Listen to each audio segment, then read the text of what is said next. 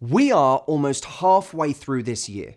And if you are anything like me, that freaks you out because there is still so much more you want to achieve before the year is up. Now, I know that people follow this channel for growth, but I have noticed something in people's attitude to growth that scares me. It scares me because it's going to stop them from living the extraordinary life that they actually want. Recently, I heard of a phone call between one of my retreat specialists in my company and someone who was applying to come on the retreat. Now, for those of you that don't know, twice a year, I run a 6-day program called The Retreat, where we go for massive transformations with people, massive growth. This woman said on the phone, "I want to come to the retreat. I just don't know if I'm messed up enough." Now, she was half joking, but it implied a really dangerous assumption that a lot of people make. That in order to really focus on my growth, to do something drastic to improve my life, I need to have something really wrong with my life.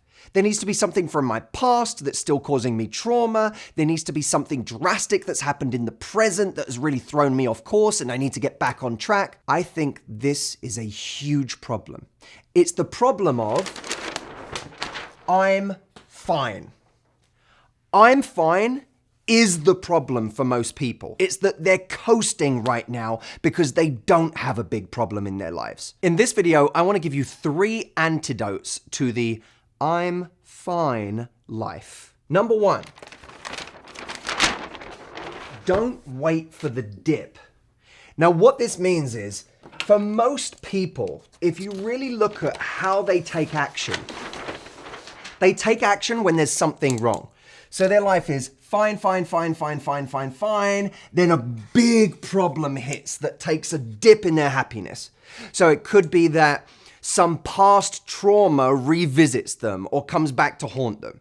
Or it could be that they lose a job or that this is a breakup. Something happens in their life that takes them from feeling fine to feeling lousy, depressed, sad, anxious, being at a crossroads. And all of a sudden, in that dip comes the impetus for action.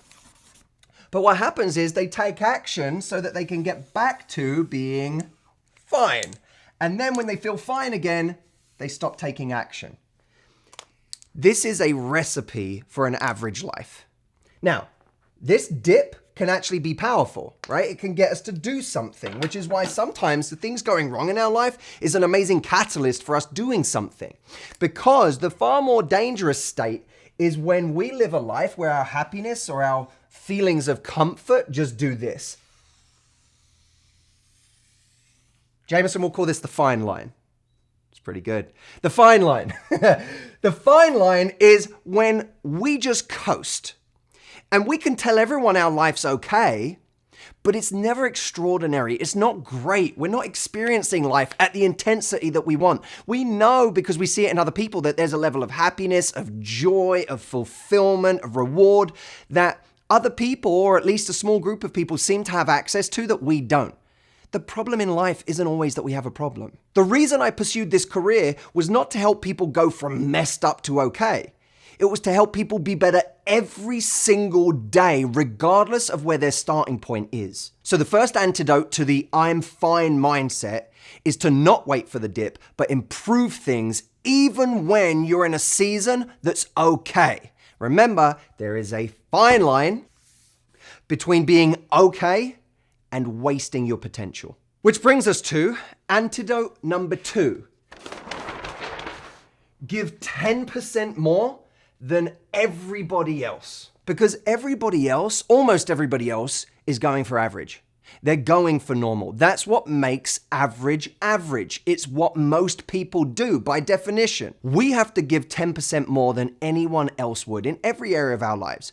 And I see this everywhere. I'll hear someone talk about marriage and they'll say, well, when you've been in a marriage for as long as I have, the passion begins to wane and you don't really feel the same way about your partner anymore and it gets boring, blah, blah, blah. I think that's your marriage. Don't sell me on your reality of what marriage is. right? Because your reality of marriage isn't gonna be my reality of marriage. Most marriages, it's so easy to see how they could be 10% better, how someone could be 10% better listener, how someone could be 10% more giving, how someone could talk 10% less and not let their ego get in the way in every argument, how someone could be 10% more focused on the needs of their partner. It's not that difficult. It's not that hard to see how most people could be 10% better in their careers, could give 10% more, could be better than their peers, but most people don't. I heard the comedian Adam Carolla say once, not everybody has the potential for greatness, but everybody has the potential for toughness. And toughness is that extra 10%. It is a trick that is available to everyone on this earth if they're actually prepared to use it. So the last antidote to the I'm fine life is to take off the disguise. I believe that every single one of us has a disguise that we wear. And your disguise is the part of your life that makes it look to everybody else like you have it all together. It could be our work. My work's going well. I'm okay. It could be our relationship. I'm in a relationship. I'm okay. Bottom line, your disguise is the area of your life that you show everybody to make it look like you have it all together. But the truth is, none of us have it all together. Not in every area. There is low-hanging fruit everywhere in our life if we're willing to take a step back, get humble, and look at where we can improve. This year, I've enrolled in a 4-day, $6,000 leadership program. Now, why am I doing that? There are people on my team who compliment me on being a great leader, but I know I'm not as good as I could be. So for me, it's about taking off my disguise of being a great leader and going back to being a student and being humble and saying, how can I improve? Because I know I'm not where I want to be. And there's the difference. This isn't about a race with anyone else. It's about you being really brutally honest with yourself about whether you are living at the intensity that you want to live at. So if you want to go back to being a student now, this year, and not settle in the way that so many people do for a lukewarm life, but to go for great, I want to urge you to do that today. If you want to do it with me, I have the retreat program. I'm going to leave a link right here. I have spent 10 years designing this process to be one that gets people to a life of greatness, gets people to extraordinary, and not by anyone else's standards, but by theirs. Click the link. I will see you on the inside. And as always, I will see you in next week's video.